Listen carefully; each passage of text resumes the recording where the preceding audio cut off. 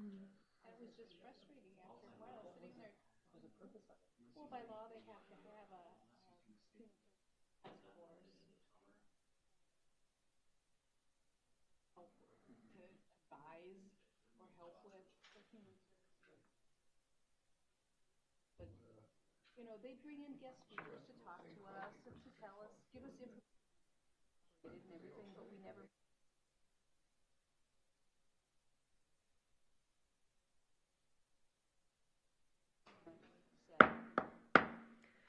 Good evening and welcome to the Stearns County Board of Adjustment public hearing for Thursday, October 27th, 2022. Please stand for the Pledge of Allegiance. I pledge allegiance to the flag of the United States of America and to the republic for which it stands, one nation, under God, indivisible, with liberty and justice for all. Thank you. I have a couple of announcements to make. If you are in possession of a cell phone or some other type of electronic paging device, I ask that you put it on silent mode at this time. Please note that all testimony is being tape recorded for the record. If you are going to speak, you will be asked to state your name and address for the record first, and then go ahead with your input after you have been recognized by the chair. Members of the Board of Adjustment are appointed by the County Board of Commissioners with one member from each of the 5 commissioner districts, one member at large, and one member appointed from the Planning Commission. I'm going to give a brief overview of our proceedings this evening. I will read the variance request and open the public hearing. While I'm reading your request, I would ask that the applicant or their representatives come forward and have a seat in the front of the board by the microphone. The applicant and representatives will be asked to state their name and address for the record. Environmental Services staff will provide a brief overview of the requested variance, the staff report, and if any correspondence has been received regarding the request. The applicant and or representatives will then provide any input, corrections, concerns, comments, etc. Once the applicant and or representatives have provided their testimony, the board will discuss the request and ask questions of staff or applicant representatives. Upon completion of board questions, I will ask if there is anyone in the audience wishing to speak to this request. If there is, I would ask that person to come up to the podium, state their name and address for the record, and give their testimony. When all testimony is complete, I will ask the board members for a motion to close the public hearing. Once the motion has passed to close the public hearing, there will be no further input from the audience, from the applicant, or Environmental Services staff unless recognized by the chair, or if one of the board members wants some type of clarification. Okay. So agenda item number 1. To consider an after-the-fact request from David D. Metz Living Trust, Shoreview, Minnesota, from section 10.1.8f.1 of Stearns County Land Use and Zoning Ordinance number 439 to leave as placed sand in a mapped flood fringe area. Said ordinance prohibits sand placement in mapped flood fringe. Affected property is 5.2 acres, easterly 720 feet of lot 5, less 0.20 acres strip, in northeast corner, aka tract K of M, Torberg Survey, section 31, T123N R30W, Wakefield Township, property address 18602 Edgeview Road, Richmond, Minnesota. All right, so I think, is the applicant online for this one? Or is there an applicant present in the audience? They're not here. Madam Chair, Angie Berg, Environmental Services. Our understanding is that they were going to be in person because they had some technological challenges at the Planning Commission last week. So we asked them to be present, but I do not see them moving forward. So if you don't mind, Madam Chair, could you just table this until the end of the meeting and we'll see if we can get them hooked up online? Okay, do we need to vote on tabling it? You do not. You can just do that. Okay, so we'll table agenda item number 1. So agenda item number 2, to consider a request from John and Corinne Whelan Apple Valley, Minnesota, from sections 9.9.9a.1 and 10.2.11a.4 of the Stearns County Land Use and Zoning Ordinance number 439 to construct a second-story addition on a legal non-conforming residential dwelling that is less than 10 feet from the side property line in an R1 zoning district and within the bluff of a lake classified as recreational development, where a 30-foot top of bluff setback is required. The affected property is Lot 5, Block 1 of Maryland Beach First Edition, Section 26, T123N, R31W, Munson Township. Property address 21031 Elkview Circle, Richmond, Minnesota. Is the applicant present or online for this agenda item?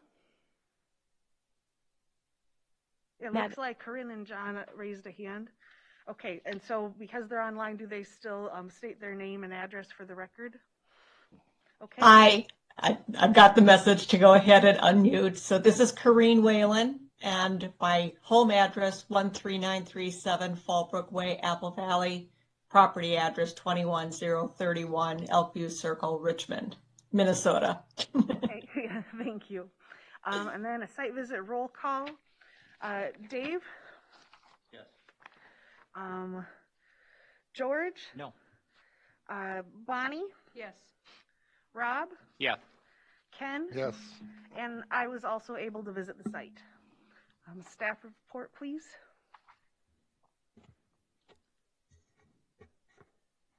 Thank you, Madam Chair. As of this point in time, I have not received any correspondence. I do want to poll the board members. Did anybody have any contact with the applicants or anyone else regarding this request? Not seeing any. I will move to the staff report. The applicants currently own Lot 5, Block 1 of Maryland Beach First Edition in Munson Township on Horseshoe Lake. Maryland Beach First Edition was platted in 1960, and the tract contains 10,998 square feet, as provided by the survey. The property is in the R1 zoning district, and the applicants purchased the property in 1999.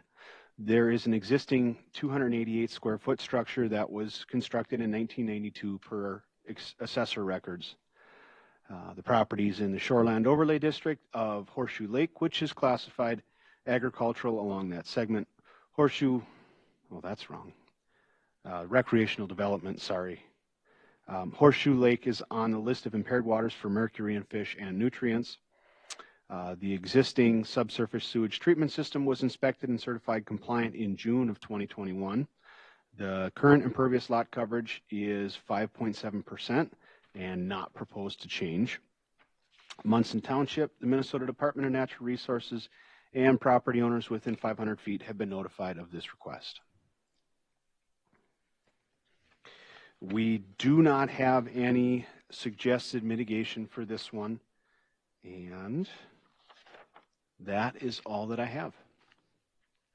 Thank you. Applicant, if you had any comments or additional information you'd like to give us on this one, please. The only thing I saw is that said construct a new second story, but you can see it's really a modification of the second story. That roof line is just makes it a very unusable space. So we don't have any building on the property. And so this would be our functional building for us. Okay. And we're not changing the footprint at all. We're just going to work with that existing building. It's just got a poor roof line. Okay, thank you. Any questions from the board to staff or the applicant?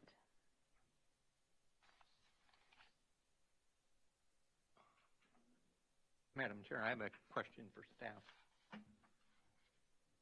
Go ahead. It said the subsewage treatment system was inspected, certified compliant in June of 2021. Was that part of the application process? Actually, last year we had the retaining walls. We had railroad ties in there before, and we had them replaced, and so that's why it was inspected last year. Okay. That Do would've- we know if the system supports an extra second story? Oh, I'd have to ask Brian, Or is but that not a valid question? everything I know, I believe so.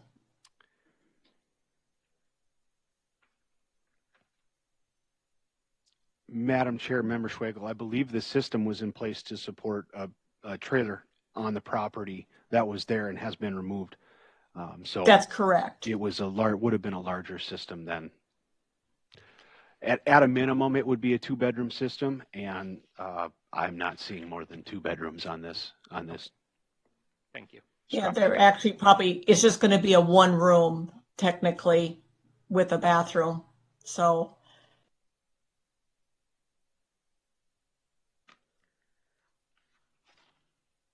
And you're right, there used to be a trailer on the property that had 2 bedrooms that sewer or septic system service. So we did have that taken off a couple of years ago, and that's why we're trying to modify this one.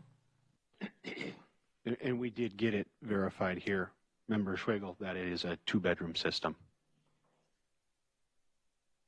Thank you.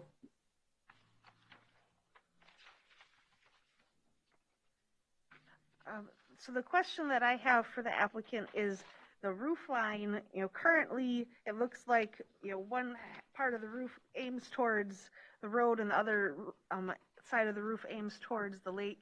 Is the roof line, the angle changing when you add this second story? Wait, I'm not unclear what the question was. The angle of the roof, currently the slope, one slope aims toward the road and one slope aims towards the lake.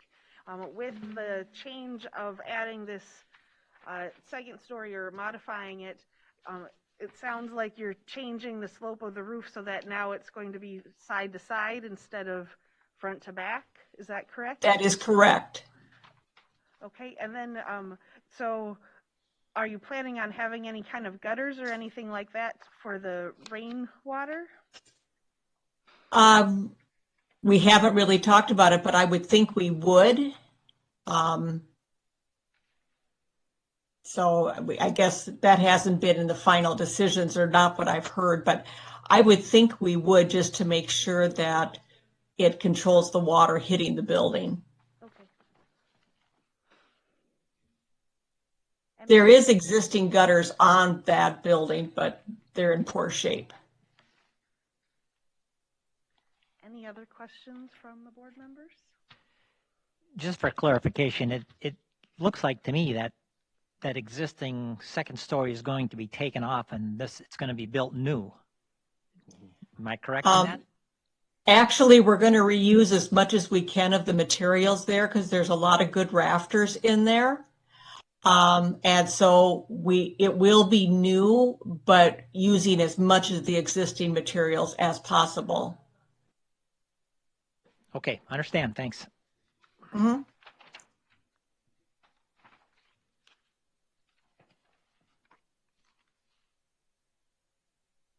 Any other questions from board members? Okay, I will open it up to the public for the hearing. Is there anyone in the audience who would like to speak on this application? Anyone at all that would like to speak on this application? Anyone at all? Okay, I'm open for a motion to close the public hearing. I'll move to close the public hearing. Dave Gamrod. Is there a second? I'll second it. Okay, all in favor of closing the public hearing? Aye. Aye. Okay, thank you. We can move to the findings of fact.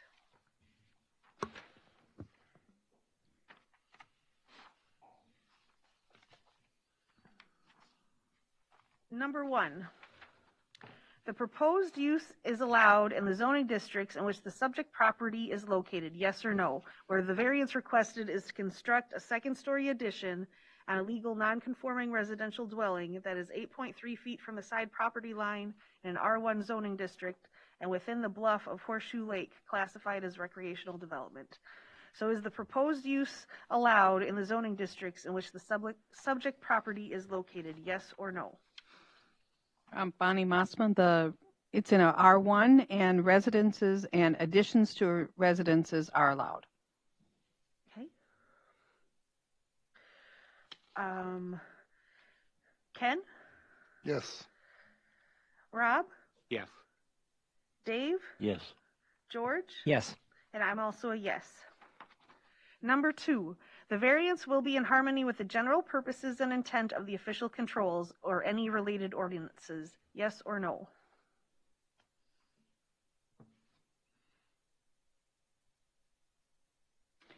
Well, I would say yes. Although it is in a bluff area, there won't be any impact on the bluff itself from the addition of the second story.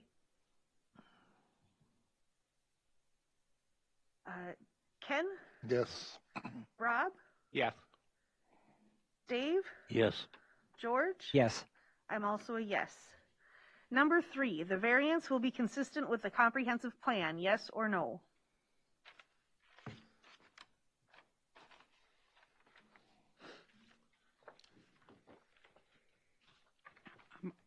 Bonnie Mossman, I would say yes. Under Lakeshore Living, number 8, that it is consistent with the plan.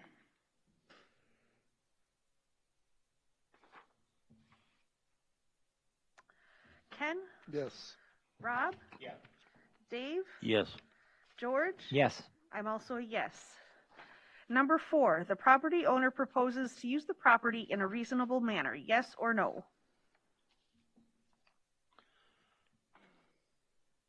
Madam Chair, Rob Schweigel, I would say yes. Giving themselves more living space is a reasonable use for it.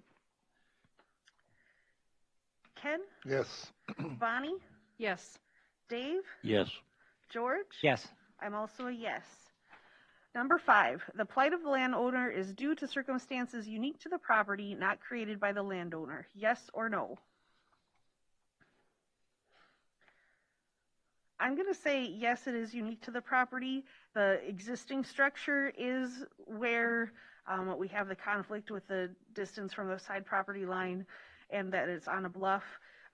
They just want to add on to the existing structure. So I think, yes, it is unique to the property. Ken? I would agree, yes. Rob? Yes. Bonnie? Yes. Dave? Yes. And I would say that by changing the roof line, it will help the view to the lake from the neighbors. George? Yes. Number 6, the variance, if granted, maintains the essential character of the locality, yes or no? I would say yes, Madam Chair, because they're not really changing anything. They're just, instead of the water running off the front and back, it'll run off the sides. Otherwise, it'll basically be the same cabin. Rob? Yes. Bonnie? Yes. Dave? Yes. George? Yes. And I'm also a yes. Number 7, the need for the variance involves more than economic considerations, yes or no? Dave Gamrod, I'd say economics weren't discussed in this application. Ken? Yes. Rob? Yes. Bonnie? Yes. George? Yes. And I am also a yes.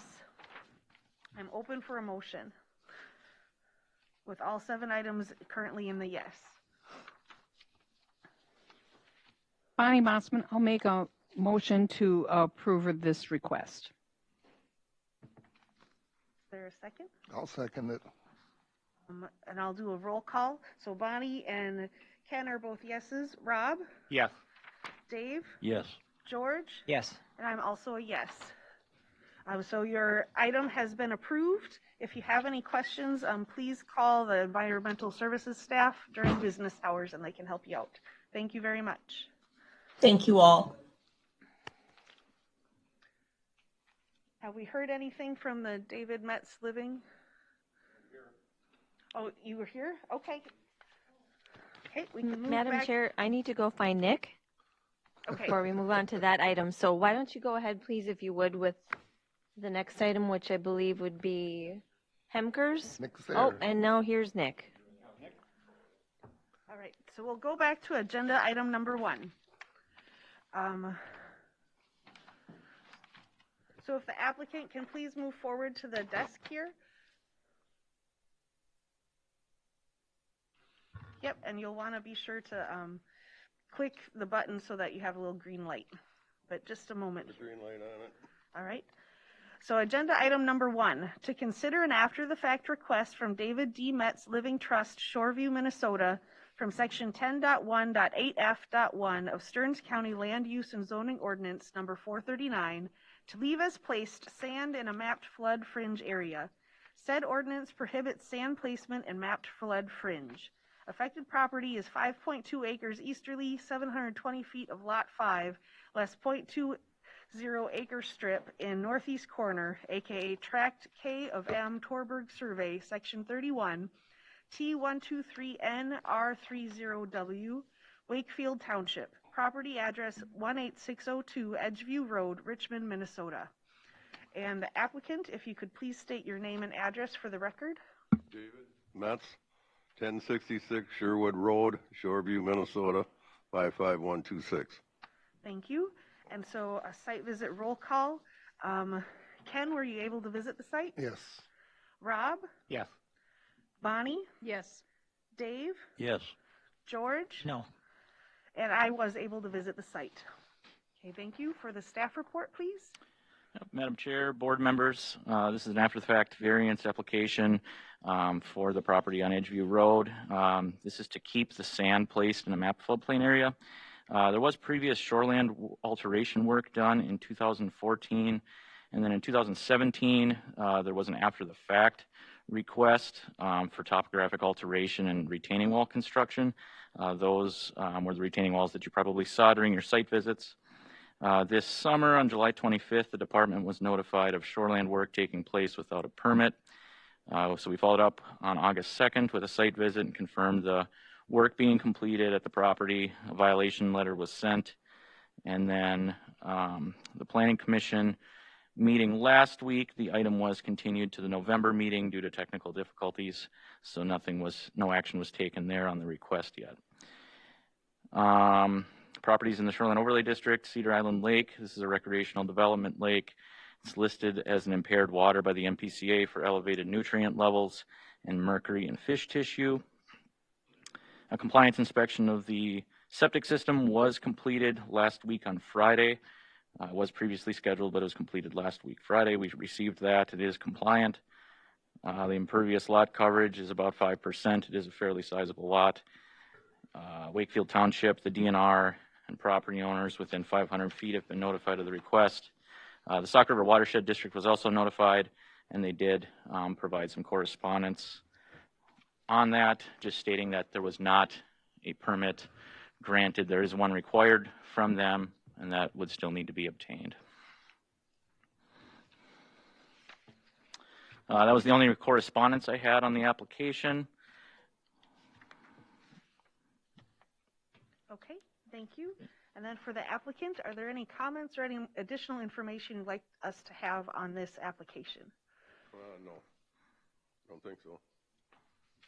Okay. Any questions from the board for applicants or staff? Yeah, question for the applicant. Based on the history we have on this property, why would you think it'd be okay to do this without a permit? I didn't. My better half did this. And I told her to call. I even got their number on in my phone contacts. I said, you better call the environmental lead. And she obviously didn't do it. Okay, thank you. I wasn't too happy with her. And hence, that's, Nick can tell you, that's why she's paying the fines.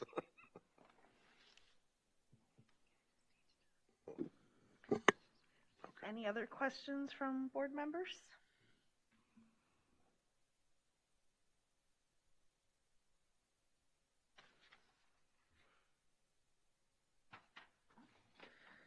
Okay. Go ahead. Madam Chair, I do have one for staff. If if the variance is denied, is there restoration involved, or what happens? Sure. So if the variance is denied, then the sand in that volleyball court area would have to be removed because that's all floodplain. And then the sand along the shoreline that was all graded and moved around there would have to be removed as well. And then, yeah, it would all have to be vegetated and stabilized. Thank you. I have a question. Was any of this sand, like we're seeing here, was any of that there previously? Yes. So Most some of it most was of it. there. Most of it was already there. And basically, what we did is, I sent Nick the picture when it was flooded, but it had ruts, all down after the flood receded, right? So it had those ankle breakers. So that's basically, we just smoothed it out. And then the volleyball court where that was, there was no grass or anything because it was a big burn pit, and you can see that in the picture too. And that's from the original permits that I did back in like 14 and 17.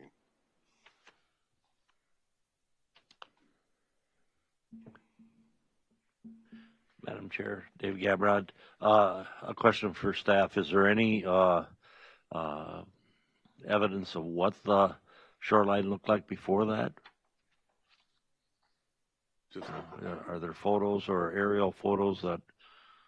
Madam Chair, Member Gamrat, we have some photos from the 2017 permit, but that was 5 years ago. Most of the area was just grass. The area, there's always some sediment deposition from that stream that comes through. So there's always some sediment that builds up there at the end of that. So that area, and especially with the flood, would have had some loose sediment and things by the shoreline. Most of the rest of the area was grass from what it appeared like in the previous photos that we had. But we had nothing within the last 5 years showing what it was. That's always a challenge on the after the facts because we don't see what it was before it was altered. A question I'd have also with staff is, would Soil and Water recommend anything to control erosion in this area where it goes into the lake? Yes. So as a condition for the conditional use permit application, if the variance was approved and the conditional use permit was approved, then there would be a buffer requirement along that channel where that spring, that water flows through. And that would have to extend back from the ordinary high water level along that channel. So there would have to be, and that would be native vegetation that would have to be approved by the department. What if it isn't approved? Then it would have to be taken out and revegetated and stabilized. Pretty much the same thing. Very similar, yes. There's not as stringent of native vegetation requirements if it's denied and removed. And I have a question for staff. Can we do this as separate findings for the shoreline and the volleyball court rather than all as one, or does it need to be all one finding? It would need to be all in one because the sand is the component in question here, the sand placement in the floodplain. That's prohibited by ordinance, and that's what they're varying from. So it's the sand in this whole project area as one.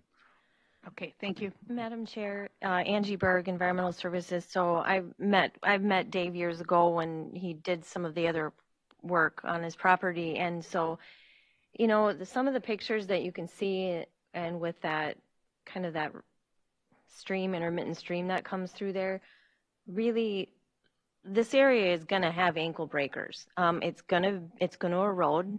Soil and Water has worked with the upstream farmer for years, and it's not atypical for there to be water eroding onto a property and causing this, the swale, the sediment plume area. So it really just needs to be vegetated and left alone. It's not gonna function and look like a yard or a volleyball court or things like that. And so we will keep trying to work with the property owner to understand what that looks like and what areas of the property are not subject to the same restrictions such as floodplain. See there, I have a question for the staff. If they put the volleyball court on top of the hill next to the cabin or something, would it be approved someplace up there, or is that still in a shoreline area that it wouldn't be allowed? No, that would be allowed. It's outside of the mapped floodplain. which is found in that one image for the aerial imagery. I put the floodplain layer on. It's on that lower area to the top right of the picture here. But yeah, up on top of the hill, that would be, it could be done. Yeah. Through the years I've been there, like Angie said, I've been there. This is the third or fourth time I've been there for different things. I have a question for staff. The photos in the back of the package, are they like during and after photos? Because some of them are labeled October 6th. Are the other ones from August? Initial photos were from the first photos were from the initial site visit that was done back July or August 2nd. Yep.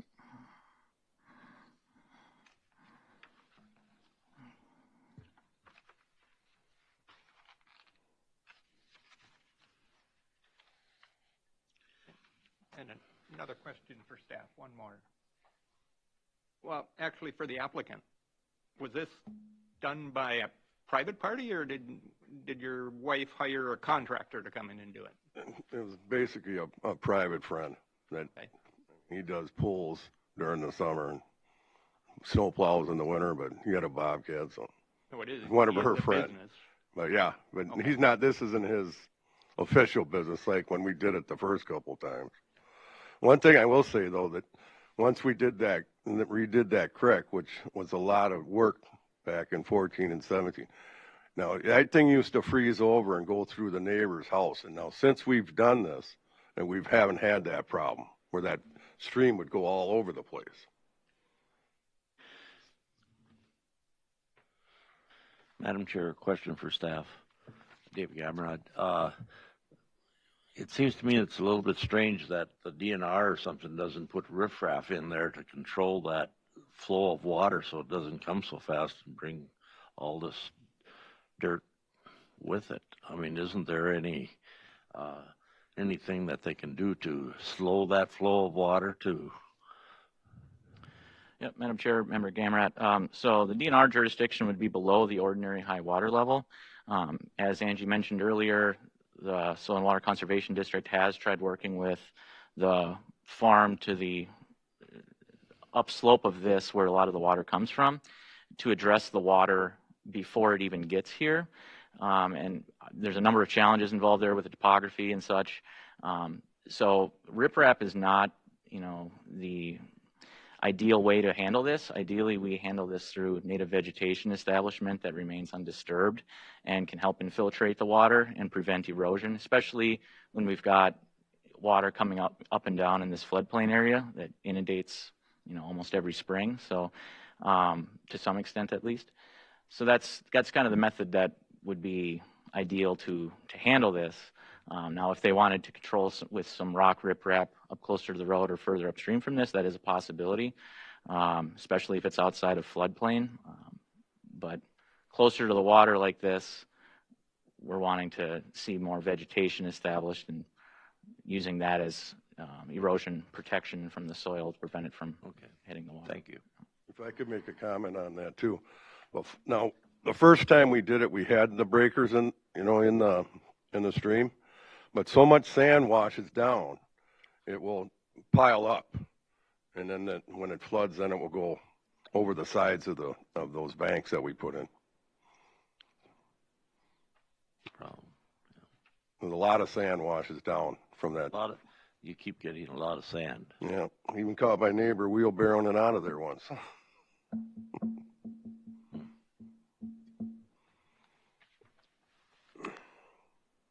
Any other questions from the board members?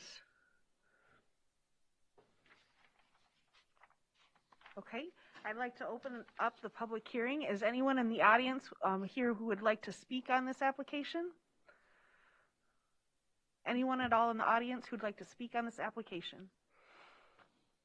Anyone? Okay, then I'm open for a motion to close the public hearing. Move to close the public hearing. And a second? I'll second it. All right, all in favor? Aye. Okay, thank you. We can move towards the after the fact findings.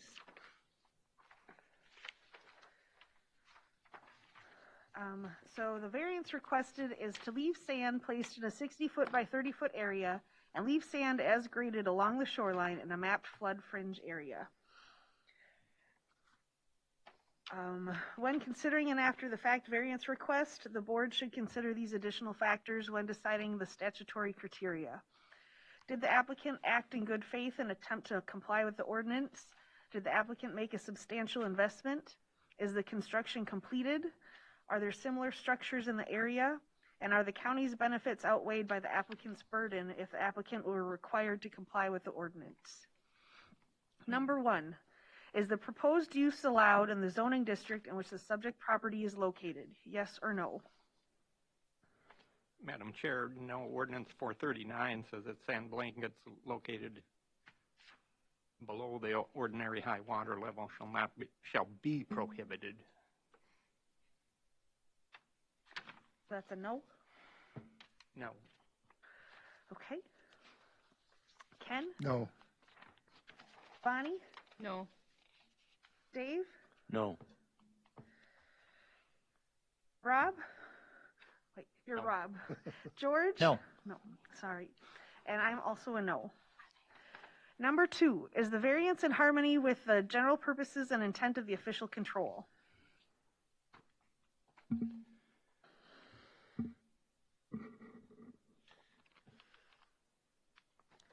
I'm going to say no because additional sand was hauled in.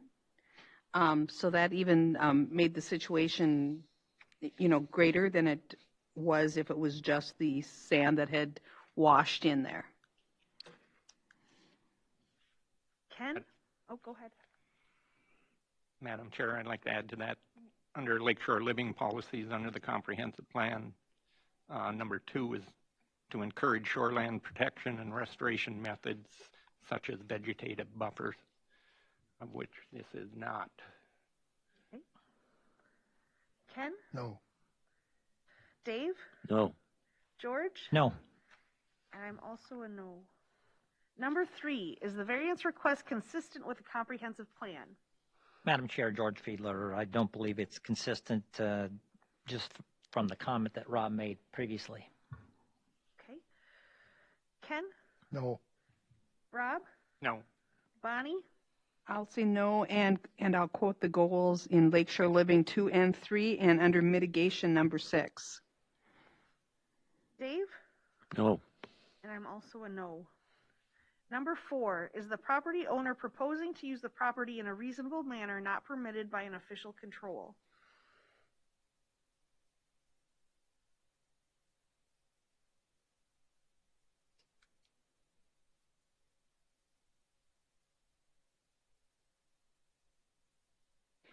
I would, go ahead. Go ahead. I would say no because he had use of his property, recreational use of the property without the sand beach and without the volleyball court there. You had use of the property.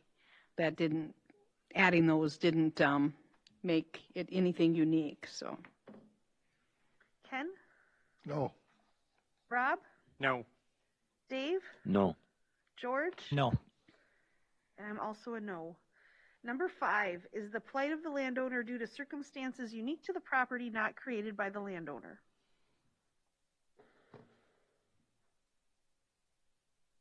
Madam Chair, go ahead. George. George Fiedler, I would say no. It was totally the landowner's doing. So nothing unique to the property. He created it, or they created it. Ken? I would agree, no. If they haul 3 loads of dirt in, that kind of didn't come from the sky. Rob? No. Bonnie? No. Dave? No. I'm also a no. Number 6, will the variance maintain the essential character of the locality? Yes or no?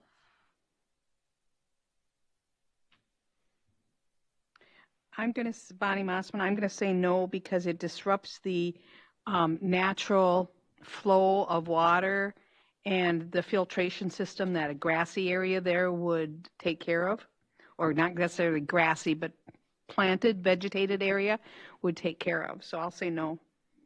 Ken? No. Rob? No. Dave? No. George? No. I'm also a no. Number 7, the need for the variance involves more than economic considerations. Yes or no? I'll say that yes, the variance request involves more than economics. Ken? Yes. Rob? Yes. Dave? Yes. Yes. I'm also a yes. It looks like we have 6 no's and 1 yes, so I'm open for a motion. Dave Gamrod, I'll make a motion to deny the variance. And I would hope that Soil and Water or somebody would step up and have a good plan for taking care of this problem. Do we have a second? I'll second it. I'll do a roll call then. Rob? Yes. Bonnie? Yes. And so that was Dave. George? Yes. And myself is a yes. So the motion passes.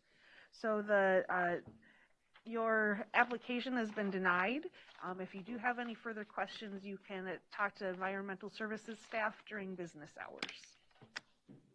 Thank you very much. Okay, we're moving on to agenda item number 3. To consider an after-the-fact request from Hemker Property LLC, Freeport, Minnesota, from Section 6.2.1P, Table M of Stearns County Subsurface Sewage Treatment System Ordinance Number 422, to leave as placed a subsurface sewage treatment system soil treatment area less than 50 feet from a public drainage system. Affected property is 17.79A PO N2NE4, Section 2, T125N R32W, property address 26715, County Road 39, Freeport, Minnesota 56331. And you're the applicant. Can you please state your name and address for the record? I am just a representative with Joan, but my name is Jacqueline Pepping, and my address is 200 Liberty Street, New Munich. Okay. And so then a site visit roll call. Ken, were you able to visit the site? We were told not to, so I've been there in the past, but I didn't go this time. Okay. Rob? No. Bonnie? And no, I did not visit the site at this time, but I've been there on numerous occasions in the past. Dave? Yes, I visited the site. George? No. I also visited the site. We're ready for a staff report, please. Madam Chair, we do have the applicant, Joan, on line as well.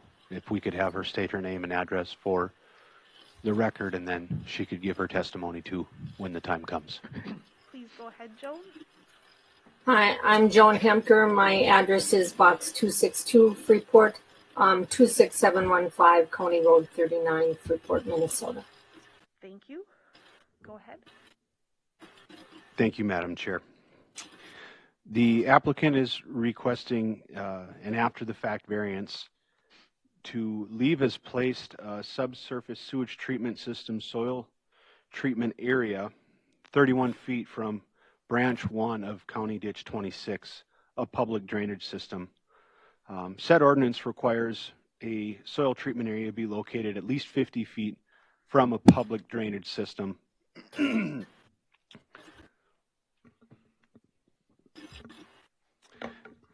You're good. The applicant currently operates a park and zoo as a permitted agriculturally oriented business on 17.79 acre tract in Oak Township. The property is not located in the Shoreline Overlay District. A permit to upgrade the existing SSTS was applied for in January of 2022 to accommodate new effluent sources being proposed on the property.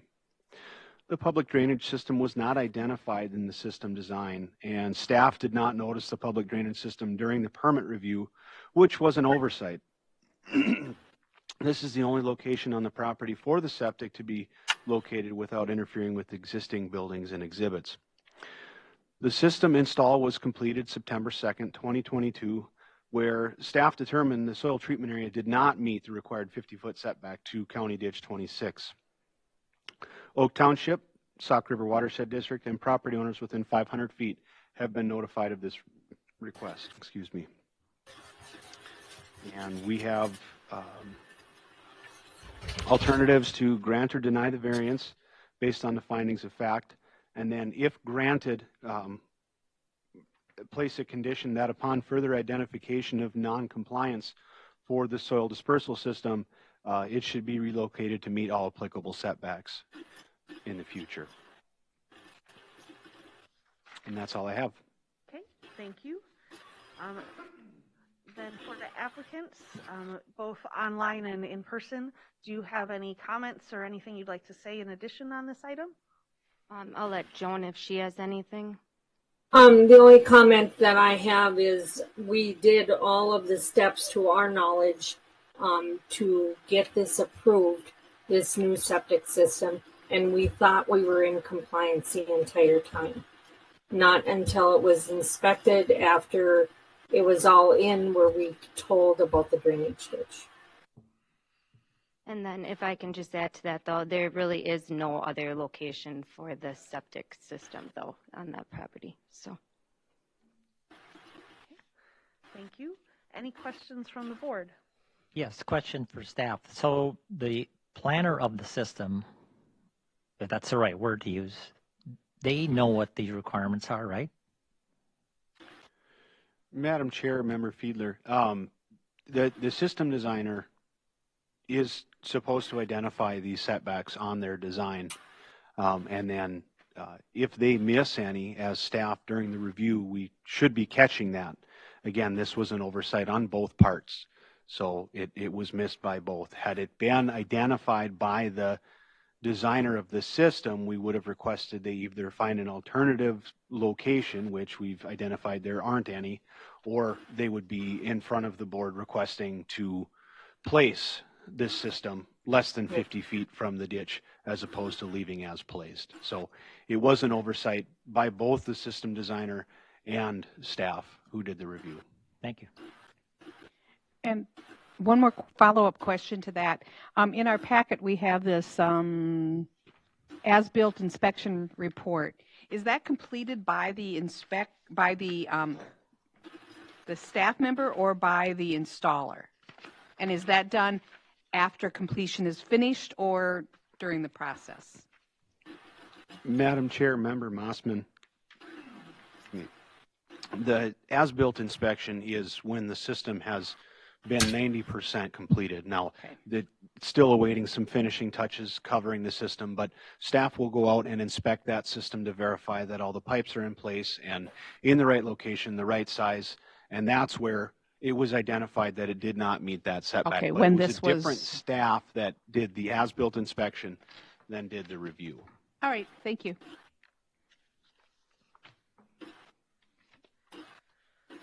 Madam Chair, I have a question for Dave Gamrad. I have a question for staff. What is the elevation difference between the flowage of that drainage system and the elevation of the current system? Madam Chair, Member Gamrot, the system we know based on the design and the as-built inspection to meet the 3 foot of separation that's required to saturated soil, periodically saturated soil. The elevation difference from the location of the drain field and the ditch, I don't know that, but I do know that it's a relatively flat area, and that's probably why there's a ditch there to move some of that water out of that area. Is that a ditch that often floods? No. No, it does not. Okay, thank you. Madam Chair, George Fiedler. A question for staff.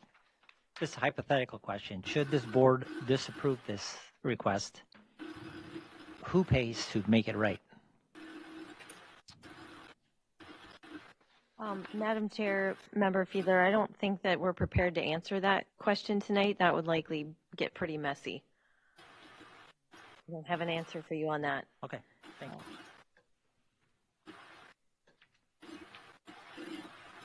Madam Chair, I have a question for staff. the county ditch, not lake shore, not river, not public water. Is there any maps that would show that other than the county map? I mean, there's no, it's not under DNR Madam river, it's not a stream, it's not a lake, it's... No. Madam Chair, That- Member Schwagel, it's on the county ditch map, and that's about it. It's not a public water. It's a public not drainage. restricted by floodplains or anything Nope, like that. nothing of that sort. It's not a river, a stream, intermittent stream. It is purely a ditch that is on the ditch map and only the ditch map. So you wouldn't see it in shoreland, you wouldn't see it in floodplain, you wouldn't see it in any public water inventory. It would be on the county ditch map. Thank you. A question for staff. Is that a man-made ditch or is this a natural waterway? Madam Chair, Member Gamrot, as far as I know, this is a man-made ditch. Okay. Can I answer that? Yes. It is a man-made ditch. We put the ditch in the mid 70s, late 70s. Thank you.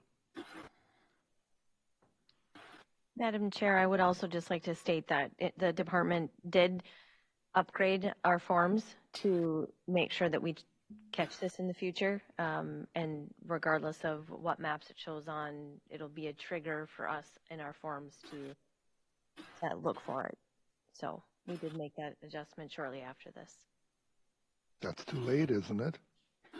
It is too late for this one, correct? Is that person still working for you that should have Yes. caught this? We do apologize to Hemkers for all of these additional headaches because it really would have been nice if we would have gotten caught in one of the two times. No question. Because I've gone through other ones with this here, and somebody would have been in pretty deep doo-doo if they made a mistake, at least a private citizen or a contractor. And But the contractor did miss it. He told me he had it on his form when he filled it out. I don't, that was sent into the county, so I don't know. But when I called him to ask him, he said the ditch was on it. And Madam Chair, regardless of all of that, I didn't mean to poke the hornet's nest, but for those of you who have been out there, I was out there years ago with Jackie and Joan with the CUP, and there is no other room for the septic system unless there would be exhibits taken away, buildings removed, etc. And so part of the conditional use permit from years ago was compliance and not upgrading, making the system big enough to accommodate what's there. So I can tell you that, and you looking at the aerial there, this was really the only location. Angie, we've done several things through the last years, and every time it seems to come up, it has to be done this way because we have no other room. These people need to get more land because everything they come for every 2 years or something is they're kind of landlocked there, and when you can't even flush the toilet because you don't have enough space, they need to have a little more space somewhere. We would love to buy more land. It has to become available. The question I have for staff is there's a recommended condition that if granted, place a condition that upon future identification of noncompliance for the soil dispersal system, it must be relocated to meet all applicable setbacks. But I've heard from two people now that there's no other place for it to go. So is that fair to have a condition if there is no other place for it to go? Madam Chair, having that condition in place gives the Hemkers a chance to plan for that in the future. And what it does is, as we discussed among staff, this isn't free pass to reconstruct this in the future in the same location because it doesn't meet that setback.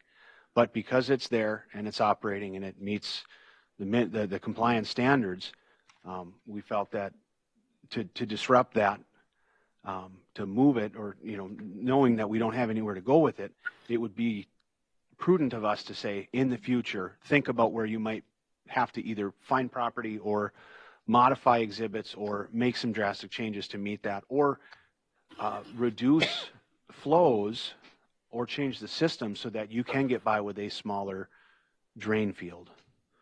Okay, thank you.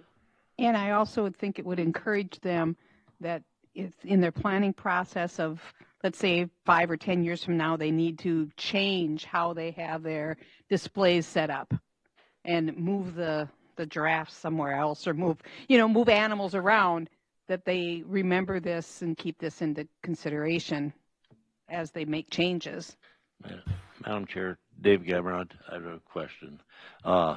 Is it possible to just, because this is a man-made ditch, what about moving the ditch 20 feet? On a property line.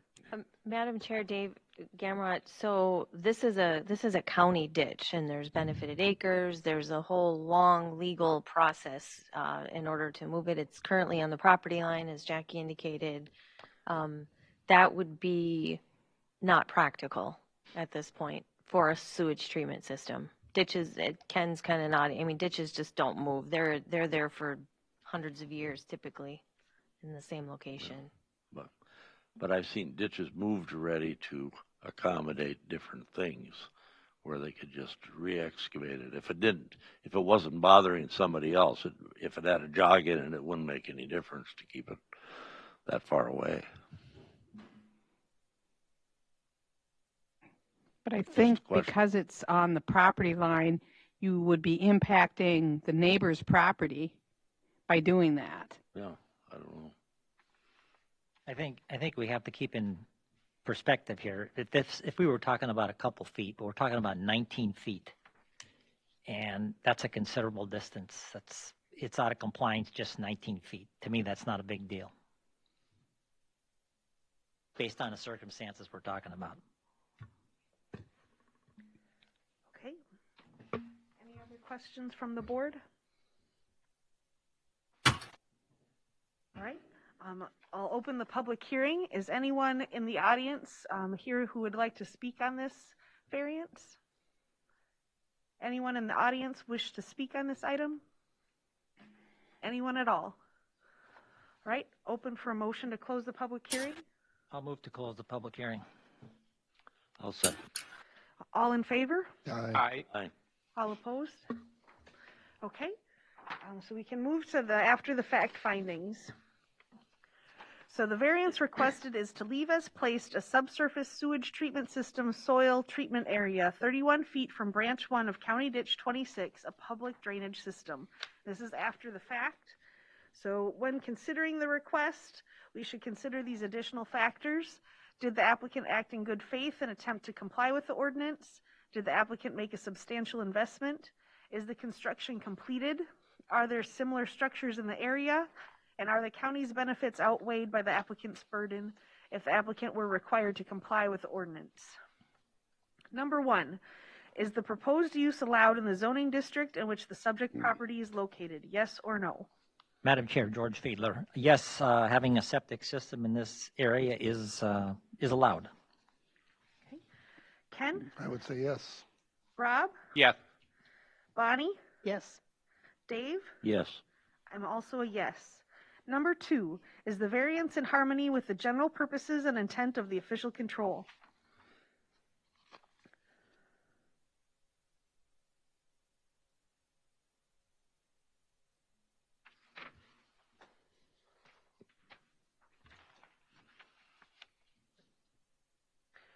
I'm going to say yes, it is, especially considering the applicant acted in good faith.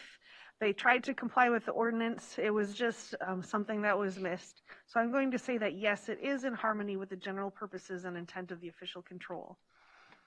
Ken? I would say yes. Rob? Yes. Bonnie? Yes.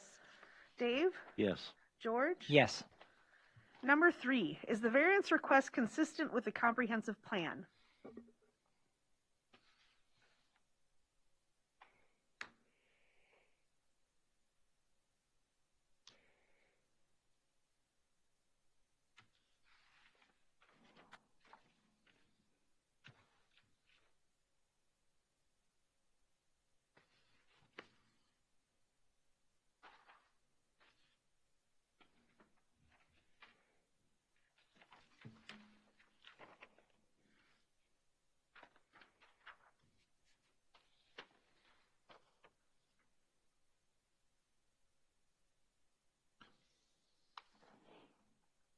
Madam Chair, Rob Schweigel, I'm going to say yes in the comprehensive plan that is to help promote agritourism businesses, of which I'm assuming, or in my opinion, the zoo is. Okay. Ken? Yes. Bonnie? Yes. Dave? Yes. George? Yes.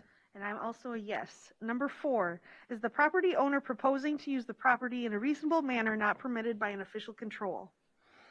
Madam Chair, George Fiedler, yes, I believe they are having a septic system for their operation is a reasonable use.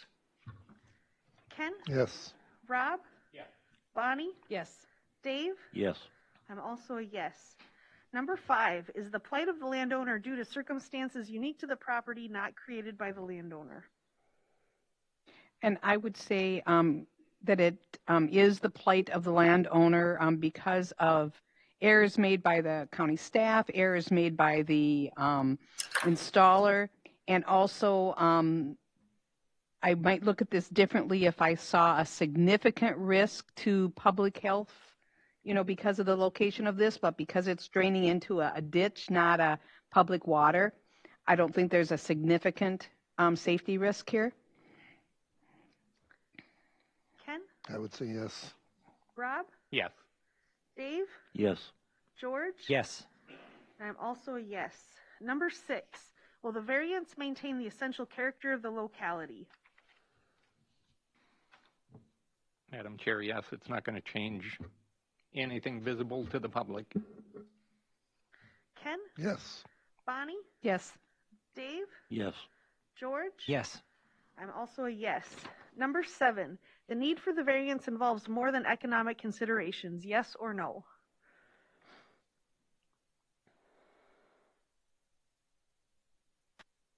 I'm going to say yes to this one. I think it deals more with what's practical rather than what's necessarily an economic change. Ken? Yes. Rob? Yes. Dave? Yes. George? Yes. And I'm also a yes. So it looks like we have 7 all yeses. I'm open for a motion. Bonnie Mossman, I'll make a motion to approve the request for the after-the-fact variance for the subsurface sewage treatment system. And then what about the condition? Oh, and to include the condition that if in the future this non-compliant soil dispersal system is found to be not usable any longer, that it should be looked at being relocated to an area that meets the setbacks. Okay. Is there a second? I'll second it.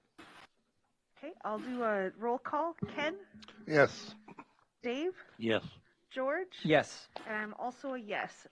So the motion passes. So the variance has been approved. Thank you very much. Thank you. Okay, moving on to agenda item number 4.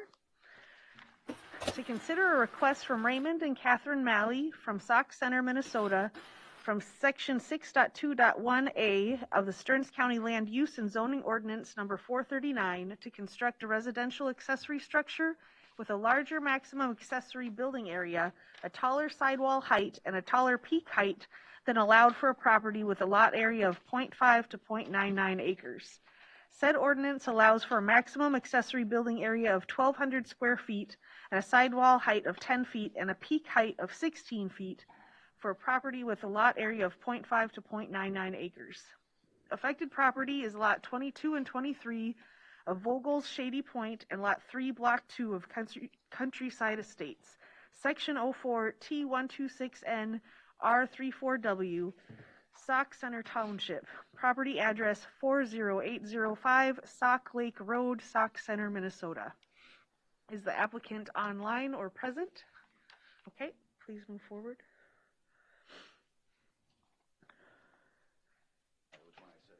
It doesn't matter as long as the green light's on. Okay. And then if you could please state your name and address for the record. It's Ray Malley, 40805 Sauk Lake Road, Sauk Center, Minnesota. Okay, thank you. And so,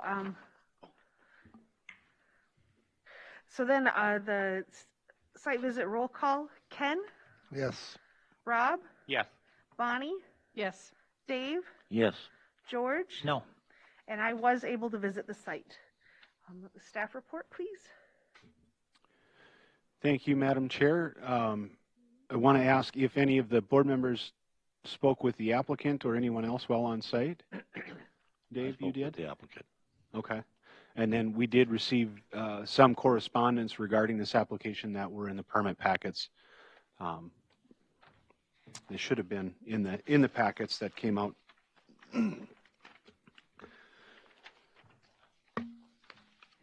The applicants are requesting a variance from section 6.2.1A of Stearns County Land Use and Zoning Ordinance to construct a 38 by 40, 1,520 square foot residential accessory structure with 12-foot sidewall height and a 20-foot peak height on a property with a lot area of 0.5 to 0.99 acres in the Shoreland Overlay District. Said ordinance allows for the maximum accessory building area of 1,200 square feet, a sidewall height of 10 feet, and a peak height of 16 feet for a property of 0.5 to 0.99 acres in the Shoreland Overlay District. The applicants currently own Lot 22 and 23 of Vogel's Shady Point and Lot 3, Block 2 of Countryside Estates in Sauk Center Township. Vogel's Shady Point was platted in 1949 and Countryside Estates was platted in 1976. Lot 3, Block 2 of Countryside Estates contains 40,050 square feet or 0.919 acres in lot area per the plat map, and lot 22 and 23 of Vogel's Shady Point are not considered in this request as they are across the road right of way. The property is zoned in the R1 zoning district. The applicants purchased the property in 2010. On the staff report, you can see I've got the residential accessory structure layout for what's allowed in certain property sizes in the Shoreland Overlay District. And you can see in the 0.5 to 0.99, they're allowed 1,200 square feet with a 10-foot sidewall height and a 16-foot peak height. And this is straight from Stearns County Ordinance. Just a minute. Angie, could you change the display, please? Thank you. Go ahead, continue. Thank you. The residential accessory structure standards in the Shoreland Overlay District for lots between 0.5 to 0.99 acres allow for 2 total buildings with a maximum sidewall height of 10 feet and a building height of 16 feet. The applicants are requesting 1,520 square feet of accessory building area with a 12-foot sidewall and 20-foot peak.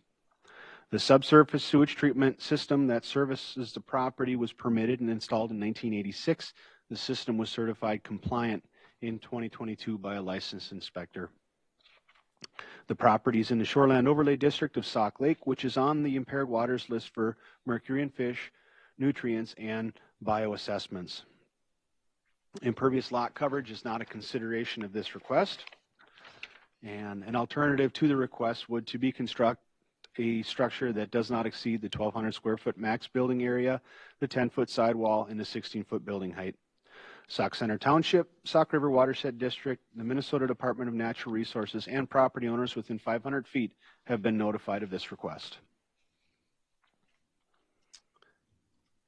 And that is all that I have. Thank you.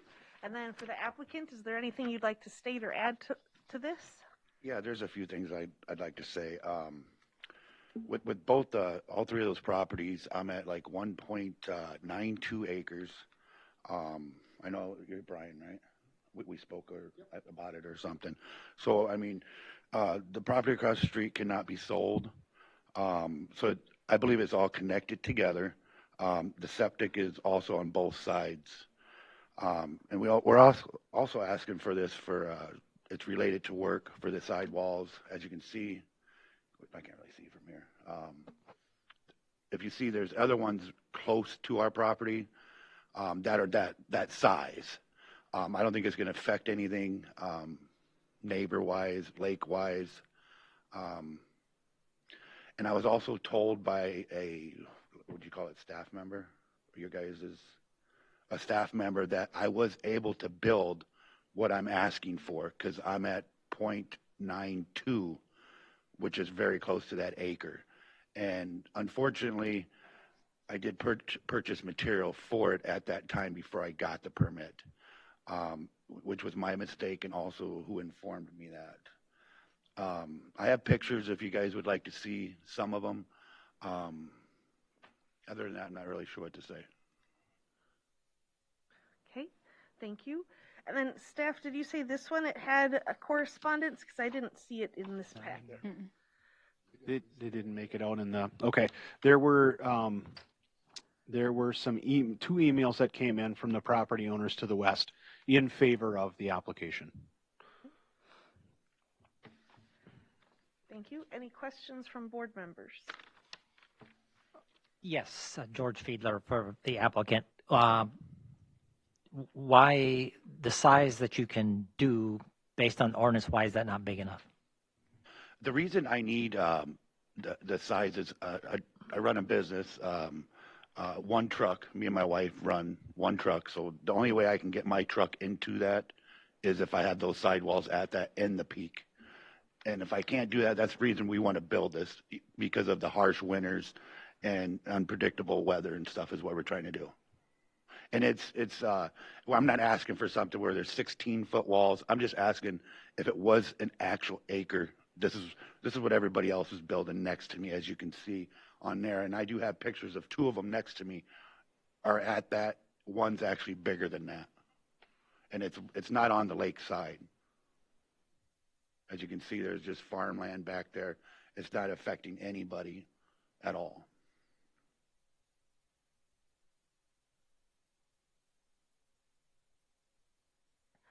Question for staff or the applicant. So the 0.919 acres, is that just the side of the lot that's to the away from the lake? Or, correct. Okay, so it's not the combined amount of the two lots? No. Okay. Madam Chair, just so it's clear that there's a dedicated road in between, therefore they are legally separate parcels. If he came in tomorrow and wanted to build a new home on this parcel, he could. Okay. So that's why we have to only look at the non-riparian tract. I was told different. And I don't know if it's true or not, that they are combined together, because looking at it, why would my drain field is across the street in that parcel you're talking about there. I have a drain field over there, and then my septic's on my side, so I wouldn't be able to sell that, or, I mean, it's a combined property, I believe.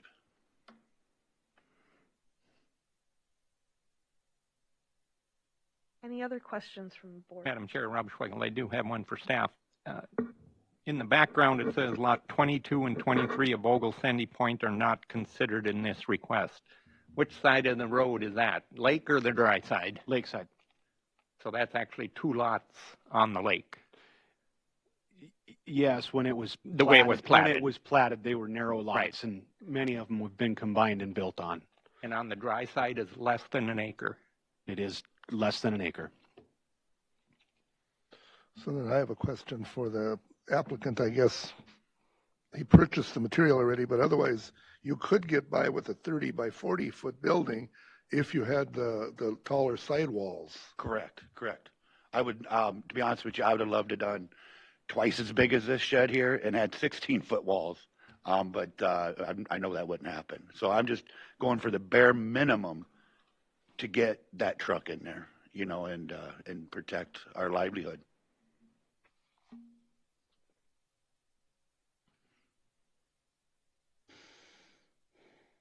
Madam Chair, question. There are a lot of, I looked at this area and there are a lot of really big sheds there. How did they get there? Madam Chair, Member Gamrot, the property directly to the east was awarded a variance for their shed. Okay. And the property one more to the east of that is larger, so they are allowed up to that 1,500 square feet. Okay.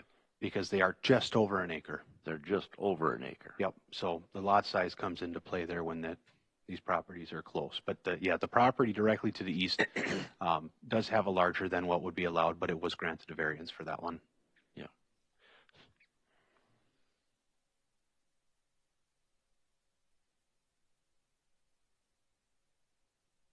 But this lot seems almost as big as what some of these neighboring lots are to have that big a shed. You know, when you look at the photos, the next lot has a big shed. Madam Chair, Member Gamrot, so the property is platted, and so the platted acreage on the official plat that was recorded is the lot size that we have to go by. What you're seeing could be a misrepresentation. The county's maps are not survey accurate. Oh, okay. Could I say something real quick? I do have pictures that are better than looking at this, where you could actually, I mean, most of you people have been out there, correct? So you have looked at both properties. Are the ones that are next to me, would you guys need to look at them? I do have pictures of them.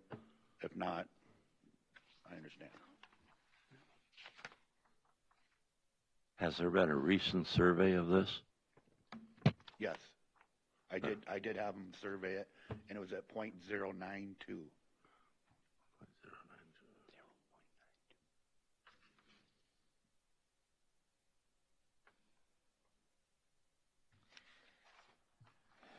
I have a question for the applicant. Where are you proposing to build on that lot? I believe they have it there. I had a drawing that was sent to you guys, maybe do, right? but It's going to be way in the back, right corner. I have a picture I'd actually like to show you that I took, because when I got the information that I could build that, I did put a pad there already, and I did buy some of the materials, so you'll actually see it. Do I give this to you, or? Okay. This is my lot, and you can see where it'd be on there.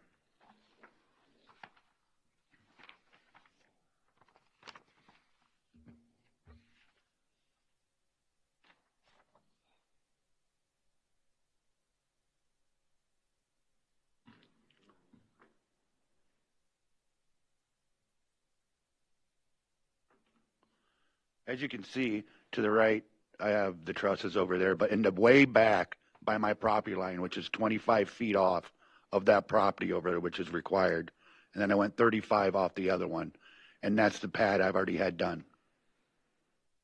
So it's not affecting anything, I don't believe, right there.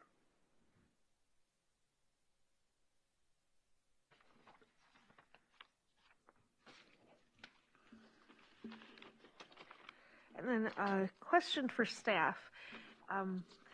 The sidewall height and the building height, the ordinance that has it at these particular measurements, is that to limit water displacement? Is that to limit building height in a more dense area? What are the original, if we know, intentions of setting those measurements? Madam Chair, Angie Berg. So our team has been talking a lot about this lately, and when we first enacted countywide zoning in 2000, and Ken and Bonnie probably remember this, but if you wanted to build a structure, any accessory structure on your property before that, it was by conditional use, because somehow there was some assumption that you were using it for commercial or maybe a business purpose. Subsequently, probably in early 2000s, that changed. So now it is the table that's in your staff report. The intent of that is really simple. The shed size and the height is related to how big your property is. And so some of it's aesthetics, some of it is, it's not due to impervious lot coverage, because that's 25% no matter how you cover it or what you cover it with. But it has a lot to do with scale and size, character of the neighborhood, things like that. Thank you. Could I say something? Yep. As she said that, I believe that scale-wise, it's, like I said, my neighbors have stuff like that. There are sheds on the lake side that are pretty big also. So, I mean, I kind of disagree with that. I mean, it wouldn't affect anything, like size-wise, she's saying, a shed like that.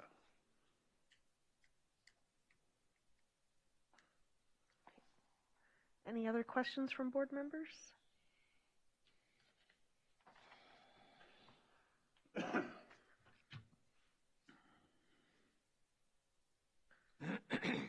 Okay, then I'll open up the public hearing. Is anyone in the audience here who would like to speak on this application? Anyone in the audience want to speak on this one? Anyone at all? Okay, open for a motion to close the public hearing. Madam Chair, George Fiedler, I'll move to close. And a second? I'll second it. All in favor? Aye. Aye. All right, thank you. So we'll move to the findings of fact. So the variance requested is to construct a 38-foot by 40-foot, 1520 square feet residential accessory structure with 12-foot sidewall height and a 20-foot peak height on a property with a lot area of 0.5 to 0.99 acres in the Shoreland Overlay District.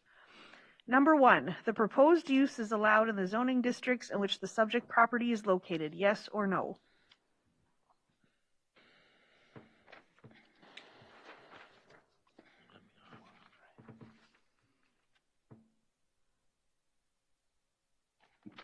Madam Chair, George Fiedler, I'm going to say yes, the use is allowed.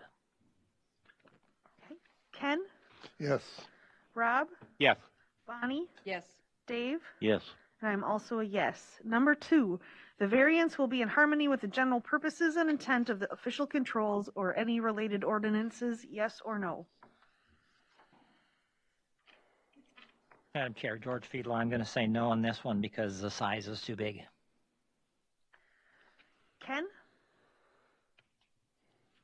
No. Rob? Yes. Okay, would you like to have any comment on the yes? I would say yes. It's not going to change the neighborhood in any way, shape, or form. There's big buildings out there, and he's basically 440 square feet short of getting those 12-foot sidewalls. Okay. Bonnie? I'm going to say no for the reason that he could ask for the sidewall height without the additional square footage of the building, I believe. Dave? I would say yes, because there are other buildings in this neighborhood that are much larger than that this is not going to hinder anybody's vision line to the lake or anything because there's just a field behind it. And I would guess that he shows need that he has to have the height to get his truck in. Okay. So we have 3 no's and 2 yeses on that one. For myself, I can see that, you know, his argument of having 0.92 acres is very close to the cutoff to allow the higher sidewall and building height and the larger square feet. But the square feet that he's asking for is still 20 more square feet more than what up to 2 acres allows. So I believe I will be a no. Number 3, the variance will be consistent with the comprehensive plan, yes or no?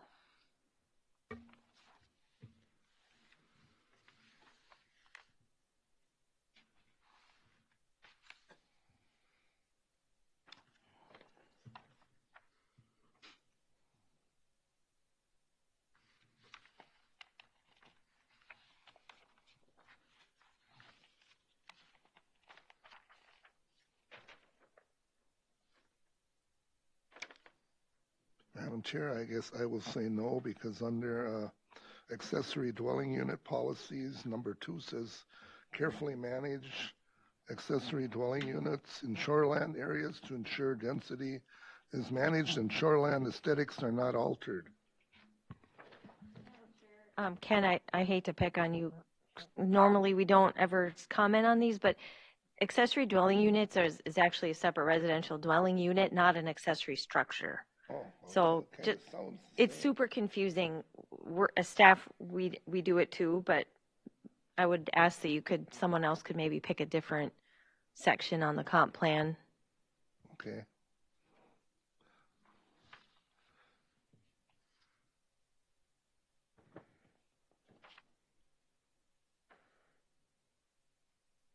Madam Chair, I'm going to say yes under the rural business policies.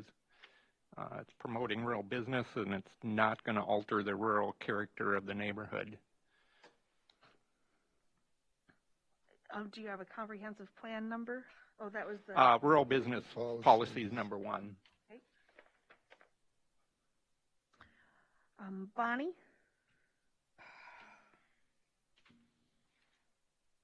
I'll say yes. Dave? Yes.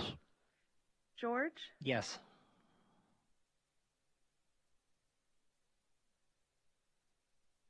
I'll also say yes.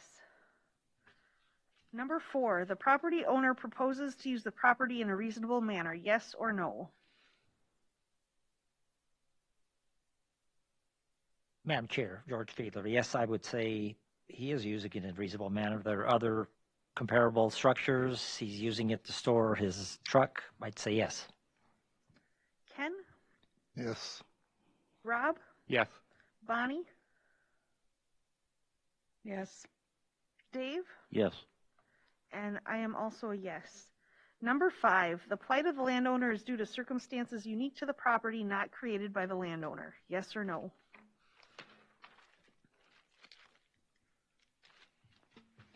I'm going to say no because his request is for, even exceeds what the, as you indicated before, what the 2-acre allotment would be. He exceeds the size of even that. Ken? No. Rob? No. Dave?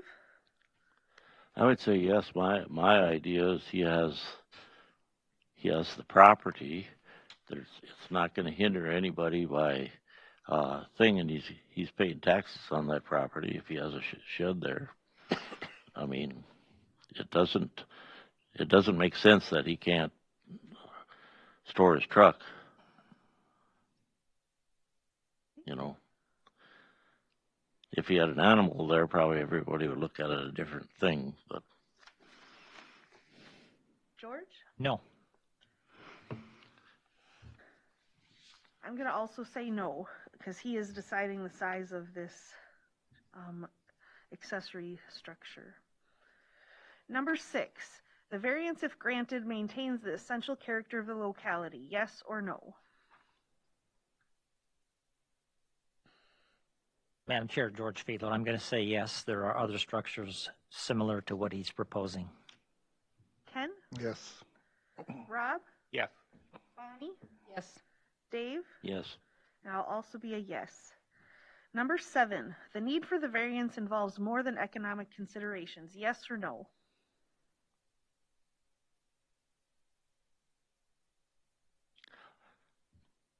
Madam Chair, Dave Gamrad, I don't believe economics were part of the discussion. Ken? Yes. Rob? Yes. Bonnie? Yes. George? Yes. I'm also a yes.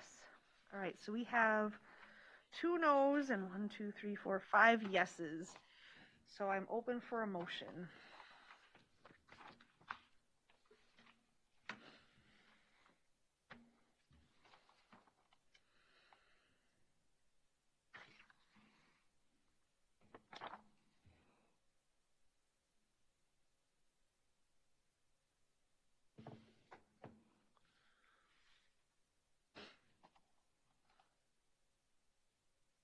Okay, I will move that we deny the request for a variance. I'll second. Ken? Do I vote yes or no? Yes, yes. Yes to the denial. Rob? No. Dave? No. George? Yes. All right, so we have 4 yeses and 2 nos, so the denial passes. If you have any questions, please speak with Environmental Services during business hours. Okay, thanks. Thank you very much.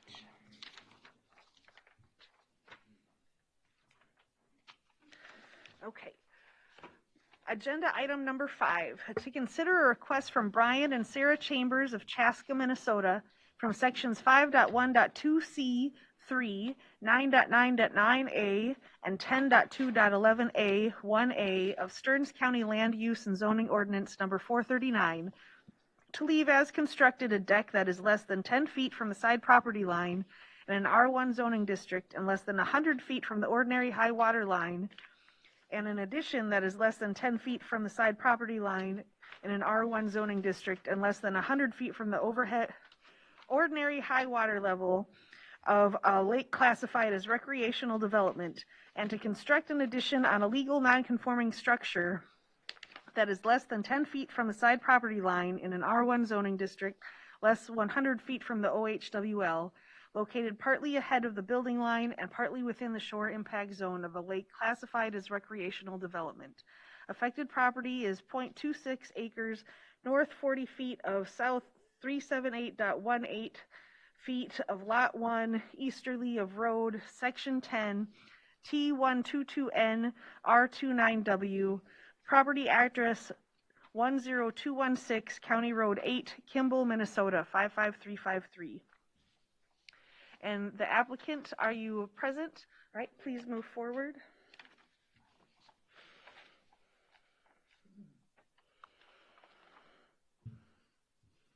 Okay, thank you. And if you can state your name and address into the microphone for the record, please. Yep, Brian and Sarah Chambers, 4062 Holosic Path, Chaska, Minnesota.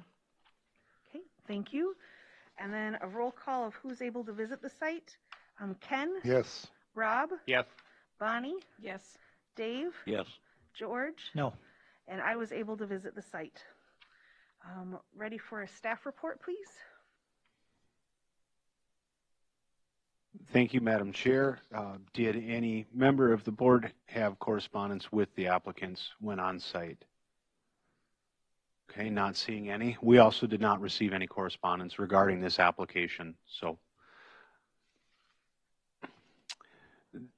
the applicants are requesting an after-the-fact variance to leave as constructed a 12 by 22 foot deck that is 4.4 feet from the side property line and 32.9 feet from the ordinary high, and a 4 foot by 10 foot addition that is 1.7 feet from the property line and 45.3 feet from the ordinary high water level of Pearl Lake classified as recreational development, and to construct a 10 by 12 foot addition on a structure that is 4.4 feet from the side property line, 45.3 feet from the ordinary high, located partly ahead of the building line and partly within the shore impact zone of Pearl Lake.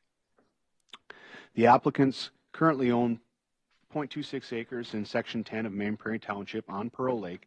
The tract was created in 1950 and contains 12,152 square feet in lot area per the survey provided by the applicant, and is in the R1 zoning district. The applicants purchased the property in 2018. The property is in the Shoreland Overlay District of Pearl Lake, which is classified as recreational development. Pearl is on the list of impaired waters for nutrients and mercury in fish. The subsurface sewage treatment system that services the property was permitted and installed in 2007. The system was certified compliant in 2022 by a licensed septic inspector. The system is sized appropriately to handle 2 bedrooms, which we have evidence that that's what's being proposed. The existing dwelling and detached garage were originally constructed in 1955 according to the assessor records prior to the official controls of Stearns County. The 12 foot by 22 foot deck was built in 1994, and the 4 foot by 10 foot dwelling addition was built in 1998, also according to assessor records and without permits. The current impervious lot coverage is 19.7% and not proposed to change. Main Prairie Township, Pearl Lake Association, Sauk River Watershed District, the Minnesota Department of Natural Resources, and property owners within 500 feet have been notified of this request. Alternatives and recommended conditions, grant or deny the variance as requested based on the findings of fact. We do ask that you complete a separate findings of fact for the after the fact items. Convert the deck to a patio less than 12 inches from natural grade. That would not require a variance.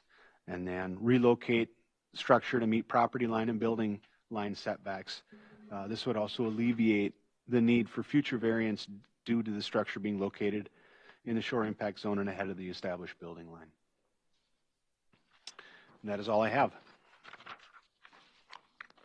Thank you. And then for the applicant, do you have any more comments or information you'd like to give?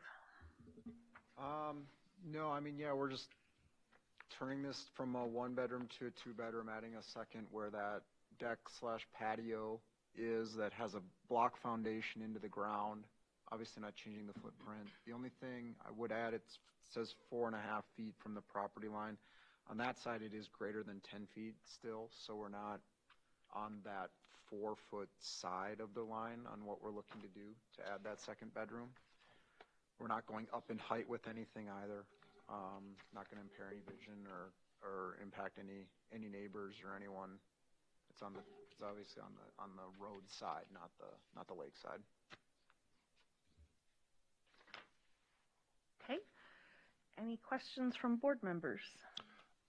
I don't have a question, but I have something. If everybody looks at all the 10-foot setbacks and all the neighboring properties and this property, there are very few buildings that aren't within the 10-foot setback on the property to the north or whichever ones you go farther north.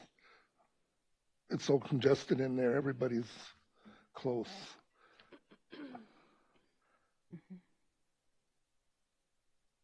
I have a question for the applicant or staff, whoever can answer. That deck that's on the lake side, when they refer to converting it to a patio, how far off the ground is it now? There should be a picture of it. On the lake side? There you go.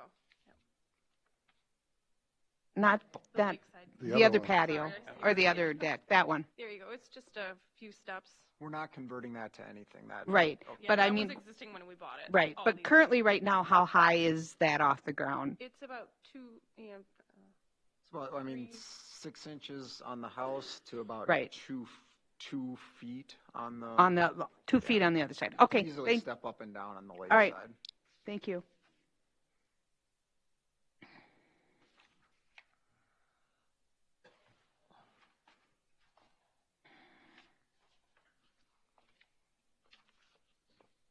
Madam Chair, it's a question for staff.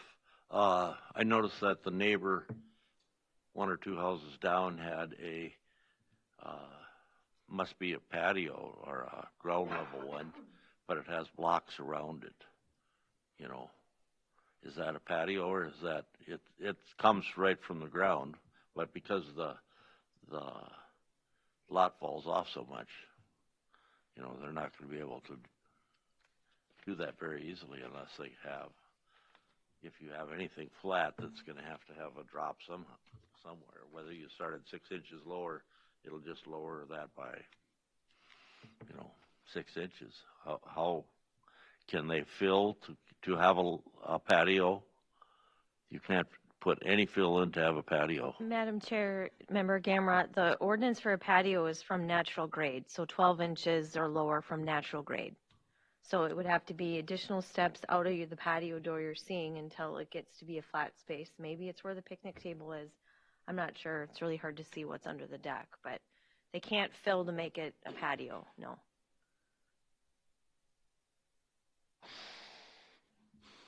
Yeah, and there are a couple steps going from the deck up into the cabin there. Steps, I think. I mean, if it was lower, can they dig out? They can't dig out to make that Natural is what you see there today. There's no excavation allowed to make this a patio and not a deck. That's why they're asking for the variance. Okay. Madam Chair, Rob Schwegel, I have a question for applicant.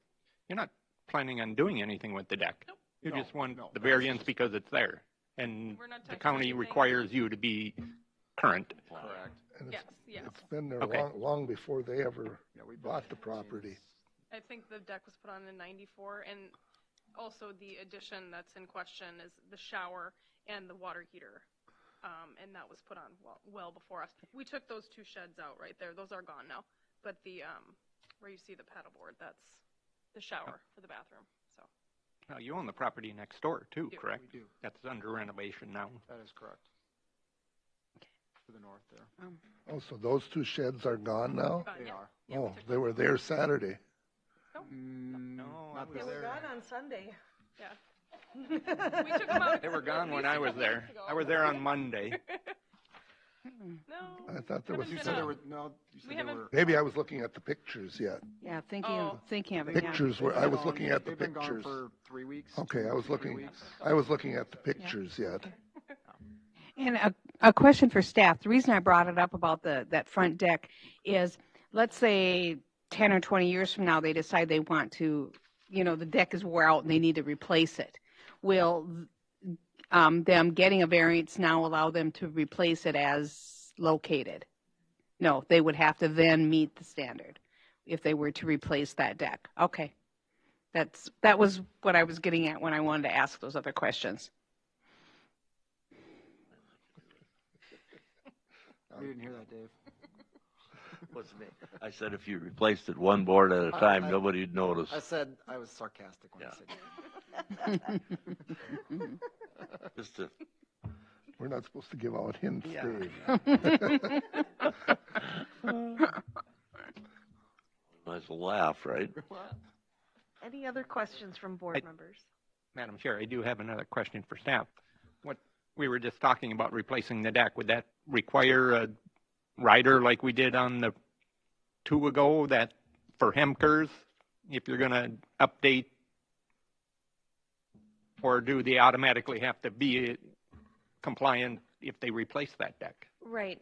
Madam Chair, the variances go with the property for the structure that's there or that they're proposing. In this case, it's already there. To replace it, they would need another variance. You don't need to add that condition.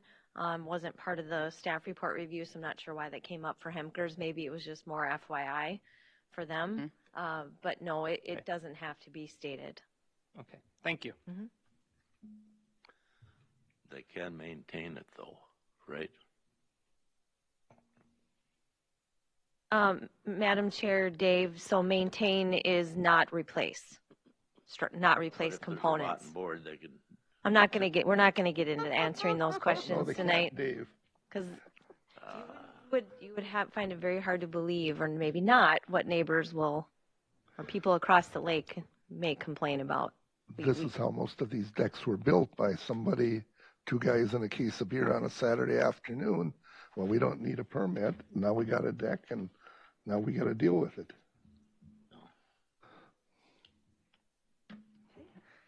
Any other questions from board members?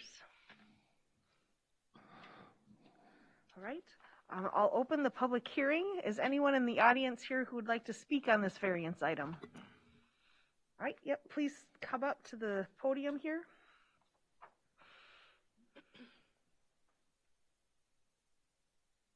Okay. And if you could state your name and address for the record, please. Richard Jansen, 314 13th Street North, Cold Spring, Minnesota. Okay. Thank you. We own property alongside of these guys and stuff, and we're in favor of what they're trying to do, because that place needs updating. Okay. Thank you. Anyone else in the audience who'd like to speak on this item? Anyone at all? All right, we are open for a motion to close the public hearing.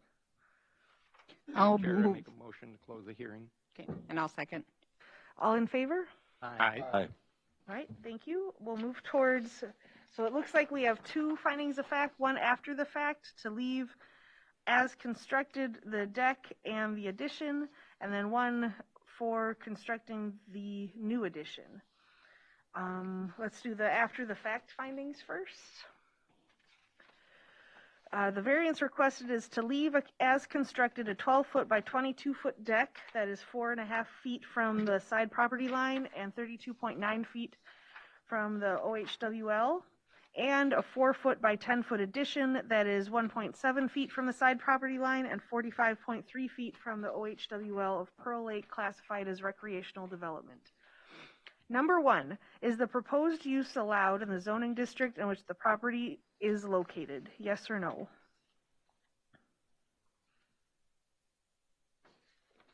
I would say, Bonnie Mossman, I would say yes, that decks are allowed in this area.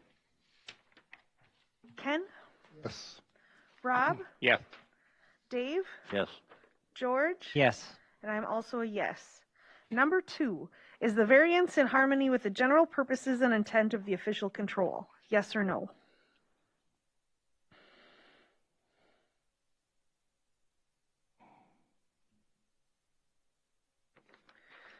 I'm going to say yes, because these were built before the ordinances were in place. We're just making sure that after the fact it's still okay, or as okay as it could be. I'm going to say yes, it is in harmony. Ken? Yes. Rob? Yes. Bonnie? Yes. Dave? Yes. George? Yes. Number 3, is the variance request consistent with a comprehensive plan? Yes or no? I'm going to say yes for living goals number 3, to support housing options that give people in all life stages and all economic means viable choices for safe, stable, and affordable homes. Ken? Yes. Rob? Yes. Dave? Yes. George? Yes. I'm also a yes. Number 4, is the property owner proposing to use the property in a reasonable manner not permitted by an official control? I'm Bonnie Mossman. I'm going to say yes. The deck is currently there, and they want to just continue to use the deck that's currently there. I believe that would be reasonable. Ken? Yes. Rob? Yes. Dave? Yes. George? Yes. I'm also a yes. Number 5, is the plight of the landowner due to circumstances unique to the property not created by the landowner? Madam Chair, George Fiedler, I'm going to say yes. They're just using existing structure. Ken? Yes. Rob? Yes. Bonnie? Yes. Dave? Yes. And I'm also a yes. Number 6, will the variance maintain the essential character of the locality? Madam Chair, yes. It's not going to change anything. The deck and the building are there already. Ken? Yes. Bonnie?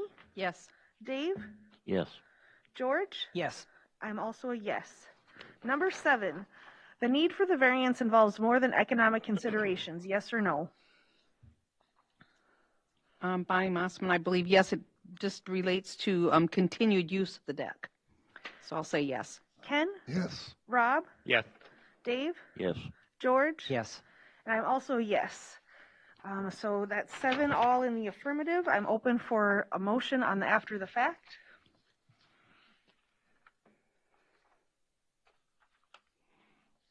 Dave Gamrod, I'd make a motion that he gets a variance to keep this deck. To approve it. Anyone here to second it?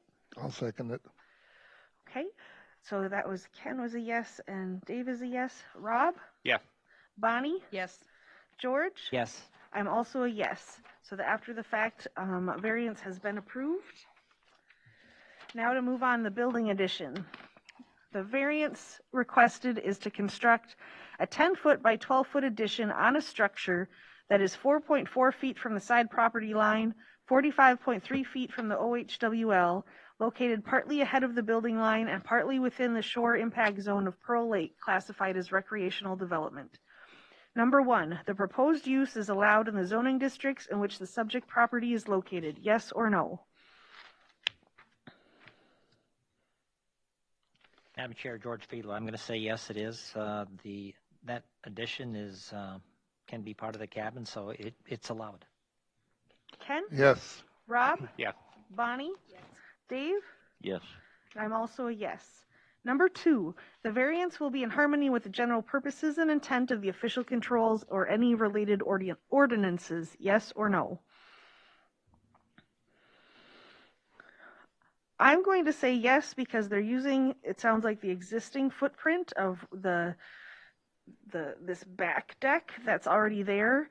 So they're not adding more impervious area. They're not changing the ground or anything. They're just reusing portion of the footprint. So I'm a yes. Ken? Yes. Rob? Yes. Bonnie? Yes. Dave? Yes. George? Yes. Number 3, the variance will be consistent with the comprehensive plan, yes or no?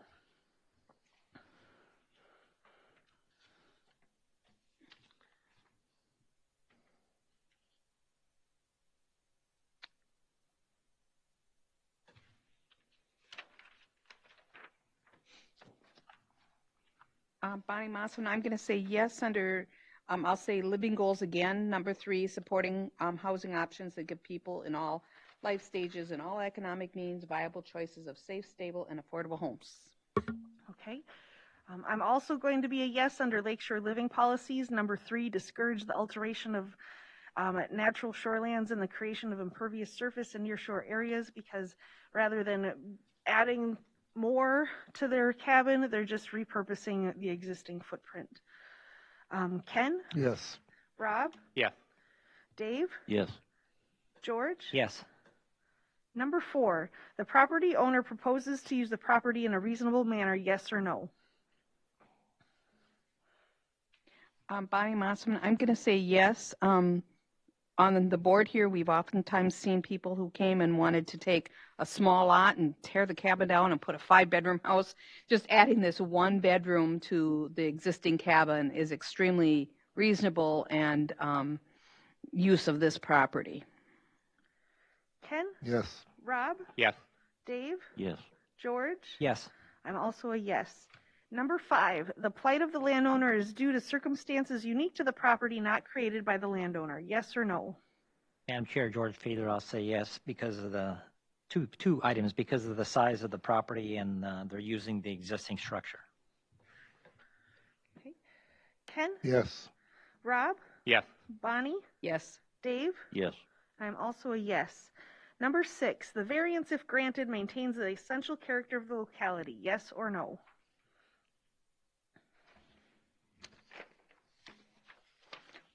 Bonnie Mossman, I'm going to say yes. They're using the current footprint of the current structure, and I'm guessing it'll probably even improve the character of the locality. They'll probably paint. They'll probably, do a lot of other things to upgrade this cabin at the same time. Ken? Yes. Rob? Yes. Dave? Yes. George? Yes. And I'm also a yes. Number 7, the need for the variance involves more than economic considerations, yes or no?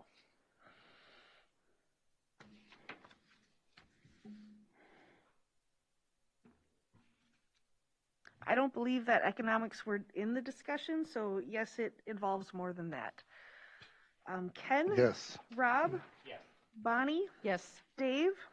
Yes. George? Yes. I'm also a yes. So we have 7 in the affirmative. I'm open for a motion for the new variance on constructing an addition. Before the motion, Madam Chair, maybe a question for staff. I saw the generic letter of lakeshore development in this, but the soil or the water service didn't have any mitigation. Now, granted, they're not changing the footprint, but they're going to be concentrating all that rain to the eaves of the house, as opposed to spreading it on the deck and the other eaves that are there now. Madam Chair, Member Schwegel, with no impervious change and no encroachment on the shoreline, we didn't deem it appropriate to request mitigation options because we couldn't find a nexus to that request. Okay, thank you. They're going to add gutters to it as part of this project, siding, gutters, if that helps.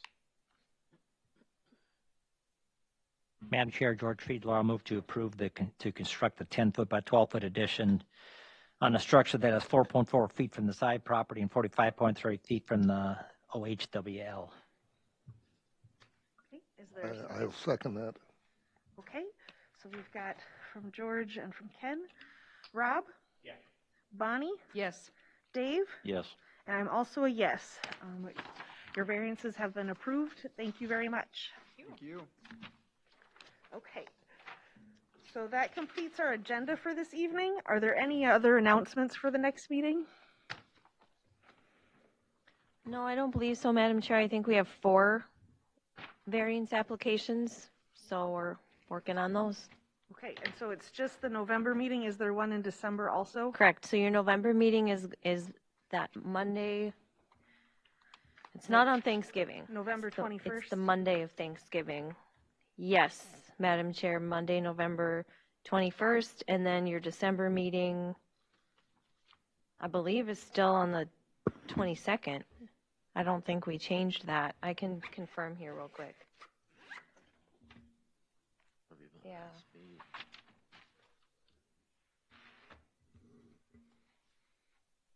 And then my understanding is Shelley Benson sent you an email related to the Board of Adjustment changing, right? So you're going to be, it is the 22nd. Thank you, Deb. So your December meeting is Thursday, December 22nd, and that will be your last 4th Thursday of the month meeting, because then you're going to be moving to the 2nd Thursday of the month.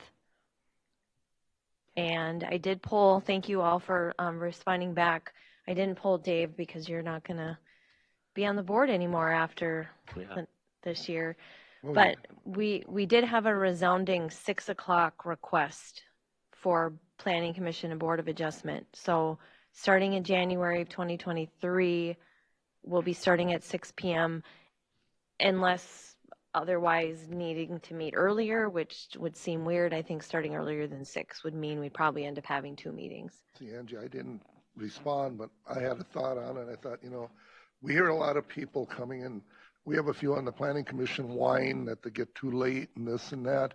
But you also have to take into account some people work till 5 o'clock or whatever, and some people in the western part of the county drive 30 or 40 miles. That 6 o'clock could put a burden on people applying, because I can't get there at 6 o'clock. And I have no problem because I'm not going to be around anymore. That was just my thought on the deal. I appreciate that. And as we've always accommodated, for example, farmers who milk, we put them later at 9 if we need to, or whatnot. So if we have a particular situation where someone needs to be later, we can make them later, with the option of the public being able to attend virtually. We believe that's something that could be accommodated. I don't worry so much about the applicants, it's the board members that. Yeah, I mean, I hope that we don't make it so restrictive that you can't have any farmers or anything from the western part of the county.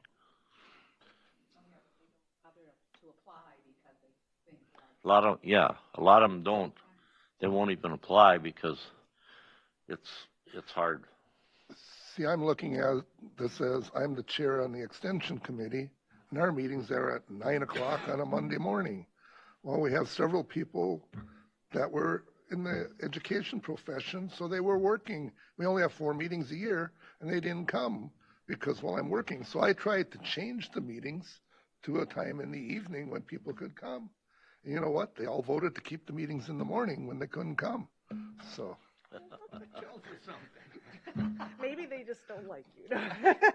I was only the chair 2 years. I won't be the chair any longer, so that doesn't. I mean, that's a problem. We don't want to make it so that it's restrictive for people. And, I drive quite a few miles to come here all the time. I'm probably the furthest away. So we don't want to make this an all residential board. Right. You drive from there. Mike Prell is on the Planning Commission. He lives a little farther. He lives on the north side across on Sauk Lake. And what if we had somebody from Belgrade? Right. We hear you. We appreciate your input. We did poll the members. We did think of everything you thought of. I can tell you we had 2 farmers apply to be planning commission members, well, in 2022, and we didn't make any changes. Both of them, they milk 24 hours a day. They have, they have full-time farm hands that can help. Again, from the people we've seen apply, the start time at 7, I've never had anybody apply that said they couldn't start earlier than 7. But having said that, obviously we can monitor this, right? It's something that if we need to change, we can change. That's where we're landing for 2023 is 6 p.m. They're going to redistrict some so that we can have a little more representation from the ag part of the county.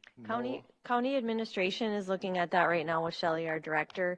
The districts might go away, and we might just say we need so many people, so many members in the county, so many in the city, so many not in the city.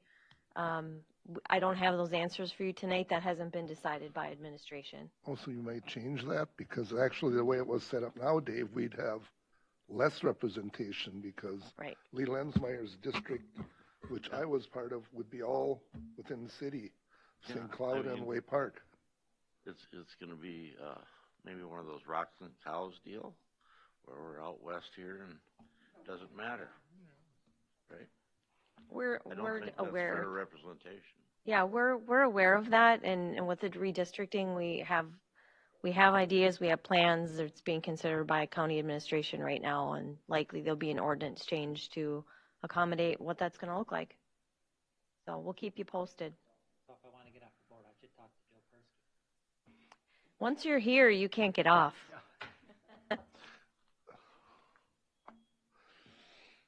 Okay. All you have to do is quit, and you're done.